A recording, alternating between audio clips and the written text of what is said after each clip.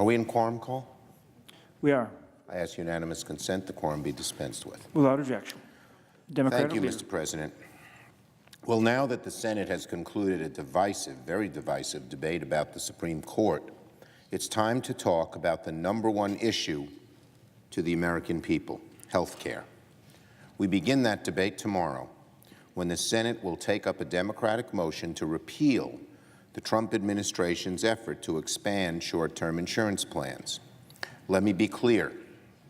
These so-called short-term plans are junk insurance. The short-term plans are junk insurance. People who buy them are going to be extremely disappointed because they bait the consumer in with low prices, but hardly cover anything. They might not cover maternity care, mental health care, prescription drugs, you name it. Even worse, the plans draw consumers out of the health insurance market, making it more expensive for everyone else to purchase insurance, especially more expensive for those with pre-existing conditions. That is why so many prominent patient and consumer groups have filed a lawsuit against the administration's rule to expand these junk plans. Groups like the American Cancer Society, the AARP, the Lung Association, Diabetes Association, and others that represent millions of Americans with pre-existing conditions have clearly said this is sabotage of the health insurance market and will drive up costs for millions and millions of Americans. So, Senator Baldwin has introduced a CRA disapproval resolution, a resolution brought under the Congressional Review Act to repeal this fundamentally misguided policy from the Trump administration. All of my colleagues should vote for this, but I suspect my colleagues on the other side of the aisle have a different idea. Because ever since taking control of Congress and the presidency, Republicans have deliberately, relentlessly undermined Americans' health care. This particular policy is part of a long campaign to sabotage our health care system.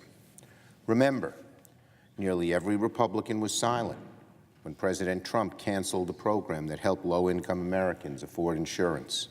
Remember, every Republican was silent when President Trump directed his administration to stop helping Americans sign up for the right policy. Remember, nearly every Republican was silent when President Trump's Justice Department refused to defend protections for pre-existing conditions.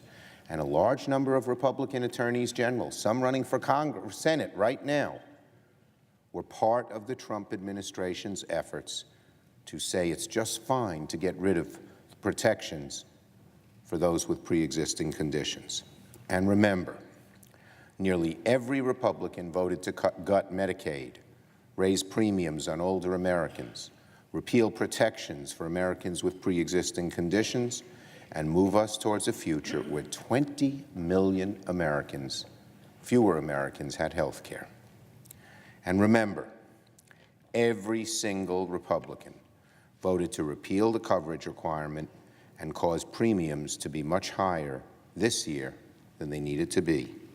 So Americans, when you're paying more for insurance, when you hate it, when those deductibles go up, those co-payments go up, and you say, where's the insurance that's supposed to protect me? I have to put so much money out of my own pocket, it's hardly worth it.